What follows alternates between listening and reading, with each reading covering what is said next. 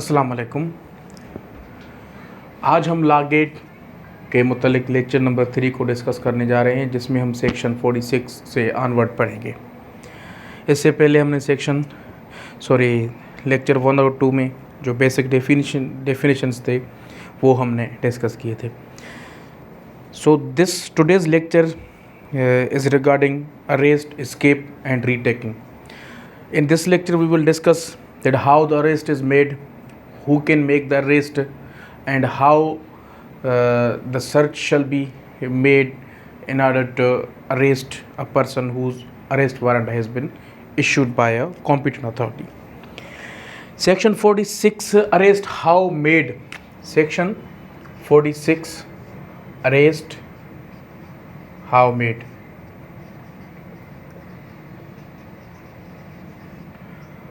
According to this section, we will be able to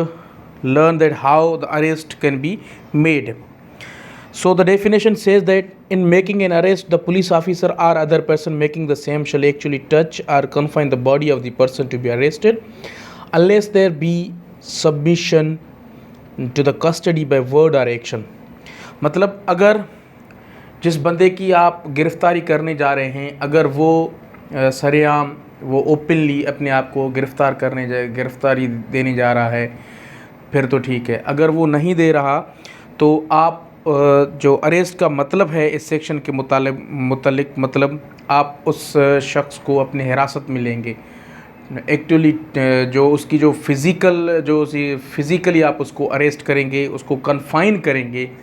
तो ये है अरेस्ट। उसके बाद रेजिस्टिंग एंडेवर टू अरेस्ट मतलब if such person forcibly resists the endeavor to arrest him or attempts to evade the arrest, such police officer or other person may use all means necessary to effect the arrest. अगर जिस बंदे की गिरफ़्तारी की जा रही है, अगर वो भागने की कोशिश कर रहा है या अपने आप को छुपाने की कोशिश कर रहा है, तो जो पुलिस ऑफिसर या कोई अदर पर्सन मतलब कोई private person who is authorized by a competent person to arrest such person, they both can use all the means to arrest such person. उस शख्स की गिरफ़्तारी के लिए वो सारी की सारी जो उनके पास वसाइल हैं उनको यूज़ करते हैं in order to assure the arrest of such person. Nothing in this section gives a right to cause the death of person. अब अक्सर ये क्वेश्चन पूछा जाता है कि क्या गिरफ़्तारी के दौरान आप मुलज़िम की जो डेथ है उसे वो काज कर सकते हैं, आप उसको मार सकते हैं या नहीं अगर वो भाग रहा है। तो अकॉर्डिंग टू दिस सेक्शन जो सब सेक्शन 3 है उसमें ये कहा गया कि अगर वो बंदा जिसकी गिरफ़्तारी की जा रही है, he is not accused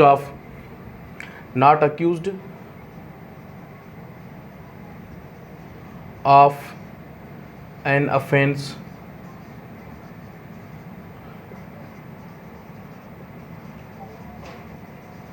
punishable with death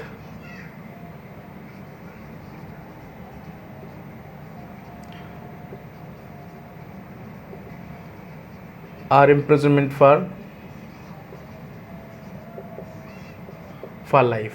मतलब जिस बंदे की गिरफ़्तारी की जा रही है, अगर वो उसने कोई ऐसा जुर्म किया जिसकी सज़ा ना डेथ है और ना ही इम्प्रिजनमेंट फॉर लाइफ है, तो उसकी आप डेथ काज नहीं कर सकते।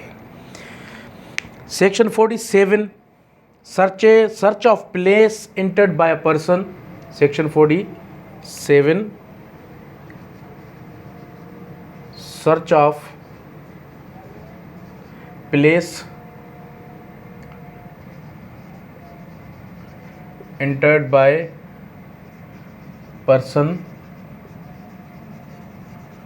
sought to be arrested। मतलब जिस शख्स की आप गिरफ़्तारी करने जा रहे हैं, अगर वो किसी जगह में जाकर छुपा है, उसने आपको छुपा लिया है, तो आप उस जगह की कैसे सर्च करेंगे। If any person acting under a warrant of arrest or any police officer having authority to arrest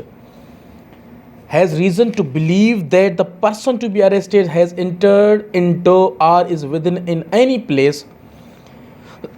the person residing in or being in charge of such place shall on demand of such person acting as aforesaid or such police officer allow him free ingress thereto and afford all reasonable facilities for a search therein। जिस शख्स की गिरफ्तारी की जा रही है,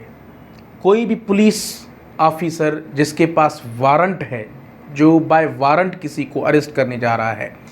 या कोई भी ऐसा पुलिस ऑफिसर जो कि कॉम्पिटेंट है,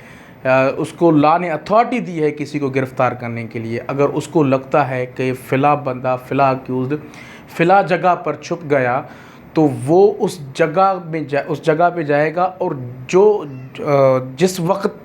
वो जगह किसी भी बंदे की अथॉरिटी में है, कंट्रोल में है, जो उस जगह का मालिक है, उनसे मिलेगा और उनसे इजाज़त लेगा और उनको वो वारंट दिखाएगा कि मैं इस शख्स की तलाशी यहाँ पे लेना चाह रहा हूँ, ये शख्स को मैं तलाश करना चाह रहा हूँ, because I have some information that this person is residing here, he has hidden himself in your house. तो उनको वहाँ पे इजाज़त दी जाएगी, और जो जगह का मालिक है, the person residing or in charge of person, मतलब वो वॉचमैन भी हो सकता है, उस जगह के उसकी ये जो है ना फ़र्ज़ है, उसकी ये ड्यूटी है कि वो उसे अलो करे फ्री इंग्रेडिएंट्स, मतलब उनको आज़ादी दी जाए कि आप अंदर जाएं और जहां भी आपको तलाशी लेनी है वहां पे लें आप। सेक्शन 48 हम शॉर्टली डिस्कस कर रहे हैं because this lecture is about law gate, और लॉ गेट में आपको सिर्फ आपकी कॉन्सेप्ट क्लियर होनी चाहिए। तो procedure where ingress not obtainable, procedure where ingress not obtainable, मतलब सेक्शन 47 के मुताबिक अगर आपको वहाँ पे अंदर नहीं जाने दिया जाता है, आपको इजाज़त नहीं दी जाती है कि आप अंदर ना जाएं, वो मालिक मकीन जो है, जो जगह का मालिक है या इंचार्ज ऑफ द प्लेस है, वो आपको डिनाई कर रहा है, he does not leave you to go to enter the house for the search, तो फिर आप क्या करेंगे। सेक्शन 48 कह रहा है कि if ingress to such place can not be obtained under section 47, मतलब ये सेक्शन 47 की एक एक्सटेंशन है कि अगर अगर आप अंदर नहीं, आपको इजाज़त नहीं दी गई सेक्शन 47 के मुताबिक तलाशी लेने की, इट शैल बी लॉफुल, ये आपके लिए लाफिल होगा, कानून आपको ये कानून है, in any case for a person, किसी भी केस में वो शख्स जो अंडर वारंट एक्ट कर रहा है, और in any case in which warrant में इशू, या कोई भी ऐसा केस है, कोई भी ऐसे मुजरिम का केस है जिसमें वारंट इशू किया जा सकता है, but can not be obtained without affording the person to be arrested an opportunity of escape. अब कभी कभी ऐसे भी होता है कि कोई शख्स अगर कोई ऐसा ऑफेंस कमिट करता है जिसकी लॉ के मुताबिक आपको सबसे पहले वारंट लेना होगा, उसके बाद आप उसकी गिरफ्तारी करेंगे, मगर आपको ये सफिशेंट रीज़न है कि अगर मैं जब तक जाऊंगा कोर्ट से वारंट लेने के लिए तब तक ये बंदा फ़रार हो जाएगा, तो आप वो रीज़न्स बयान करेंगे, उसके बाद आप उसको गिरफ़्तार कर सकते हैं। तो इसी चीज़ को यहाँ पे बयान किया जा रहा है। An opportunity of escape for a police officer to enter such place and search therein, in order to effect an entrance into such a place, to break open any outer or inner door or window, to break open any inner or outer door or window, मतलब उसकी गिरफ्तारी के लिए आप कोई भी खिड़की, कोई दरवाज़ा वगैरह जो डोर है, आप उसको ब्रेक करके, आप उसको तोड़कर अंदर जा सकते हैं और उस शख्स को तलाश वहाँ पर कर सकते हैं अकॉर्डिंग टू दिस सेक्शन। उसके बाद यहाँ पे कहा गया कि ब्रेकिंग ओपन जनाना, अगर आपको लगता है कि जिस जगह की आप तलाशी ले रहे हैं वहाँ पे कुछ वुमेन रहते हैं, तो आप सबसे पहले उनको नोटिस करेंगे और उनको कहेंगे कि आप इस जगह से विथड्रॉ करें, किसी और कमरे में, किसी और जगह पे आप वहाँ पे पर्दा नशीन हो जाएं, और आप फिर उसके बाद वहाँ पे तलाशी ले सकते हैं। If provided that if any such places an apartment in the actual competency of a women not being the person to be arrested, हाँ वो वुमेन जो के अक्यूज़ नहीं है, अगर आप किसी वुमेन को गिरफ्तार करने जा रहे हैं अगर तो फिर आपको नोटिस देने की ज़रूरत नहीं है, आप उस वुमेन को गिरफ्तार ऐसे ही कर सकते हो, आप उसके नोटिस नहीं देंगे कि आप बाहर आ जाए या आप विथड्रॉ करें। Section 49 power to break open doors and windows for purpose of liberation. अच्छा, section 49 power to break power to break open doors and windows